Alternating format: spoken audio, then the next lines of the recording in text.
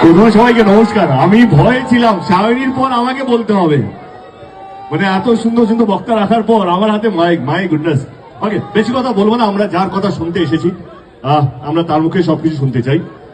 এইটুকু বলবো কি, বাংলা আজকে সাক্ষী হলো এমন একটা পদযাত্রা যেটা ভারতবর্ষ আগে দেখেনি।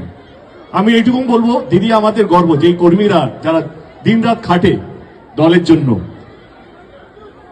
তার ভরসা হচ্ছে দিদি। যেইভাবে নিজের দলকে আগলে রেখেছে গত 20 বছর ধরে, 26 বছর ধরে, এবং গত 3 টার্ম যেইভাবে বাংলার মানুষকে আগলে রেখেছে। আজকে ধর্মের বিষ সমস্ত জায়গায় ছড়িয়ে গেছে। হিন্দুদেরকে বলা হচ্ছে হিন্দুরা সবচেয়ে বেশি ক্ষতিকর হচ্ছে, বা মুসলিমদেরকে বলা হচ্ছে এটা। আমি এটুকু বলবো, যদি কাজে নিরীক্ষে বাংলায় যদি ভোট হয়, 250টা বেশি সিট তৃণমূল কংগ্রেস পাবে, এটার মধ্যে কোনো সন্দেহ নেই। যেইভাবে বাংলার মানুষকে দিদি আগলে রেখেছে, যেই ধর্মেরই হোক না কেন, যেই দলেরই হোক না কেন, সে বিজেপি হতে পারে, সিপিএম হতে পারে, বা যে কোনো দলের হতে পারে, তাদেরকেও দিদি আগলে রেখেছে।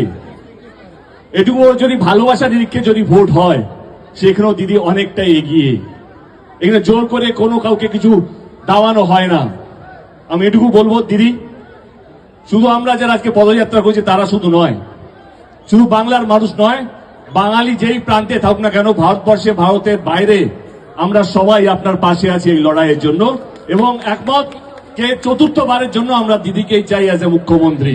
দিদি আপনি এগিয়ে যান, আমরা আপনার সঙ্গে আছি। অসংখ্য ধন্যবাদ।